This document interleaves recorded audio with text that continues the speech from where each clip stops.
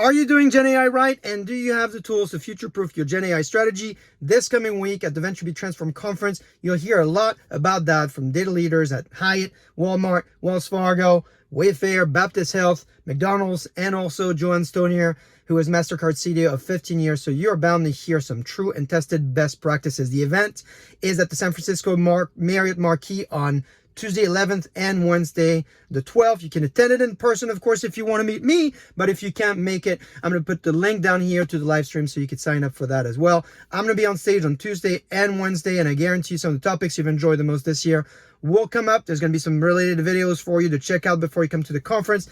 Questions like, what is the best way to get value out of data? What is the best way to organize my data team? Remember, every great Gen AI journey starts with great data, great teams, and great frameworks. Speaking of frameworks, today I'm going to break down the R.A.F framework from my friend CEO of Dataiku, Florian, who unveiled this just a few days ago at the podcast from Matt Turks. I know you're hearing a lot from French people and AI these days, particularly if you've been following the story of Mistral AI, this French startup that raised a record seed round of 105 million euros, about $113.5 million. As a Frenchman myself, I got to tell you, Mistral is actually a name we use for a strong wind that bring sunny days. So we'll see what happens with that story. That's for the factoid if you didn't know it. Now, this week, there's 4 companies, at least I want to make sure you know about: Wendy's, Priceline, the Mayo Foundation, and Wayfair. I've put in a nice LinkedIn post, a summary of their story. You'll find how the Mayo Foundation uses generative AI to search and surface complex clinical and medical information for clinicians and administrators, and that's meant to minimize employee burnout. I didn't know this, but according to Mayo, the average patient has anywhere between 7,000 to 8,000 data points. The average physician sees 10 to 15 patients. That's 120,000 data points per day per doctor, so that's a lot. You also learn how Wendy's is looking to improve their pickup window process speed, accuracy, and consistency. They have a menu of 30 items, all of which are customized, so you can imagine the complexity. And you'll also get great, useful advice from Priceline on real-time infrastructure and engineering best practices for Gen AI. So I think that post is a must-read. Now, speaking of must-reads, there's a few research reports and papers that hit this week that I think could be helpful to you. The first one is Gartner predictions.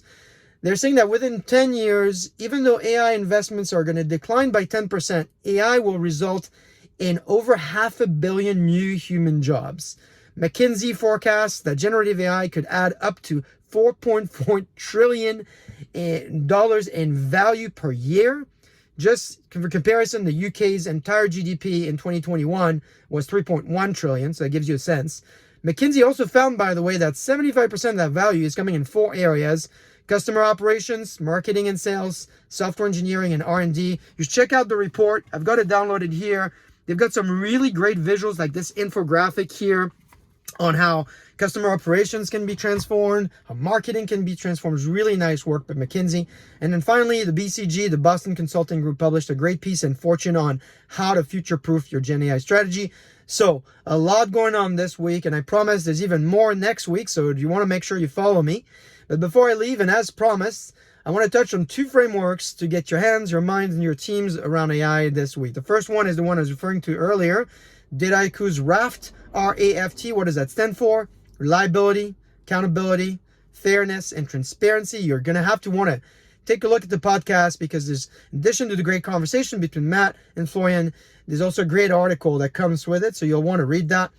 And there's also the Gartner MOST acronym, M-O-S-T, and that stands for Model Operations, Security, and Trustworthiness. Maybe less obvious, but not less useful. You're going to want to check out Gartner's Chief of Research, Chris Howard's video series on Gen AI. And all of this is in my blog down below. And so if you're still wondering things like, what is this data trend that everybody's talking about in data products?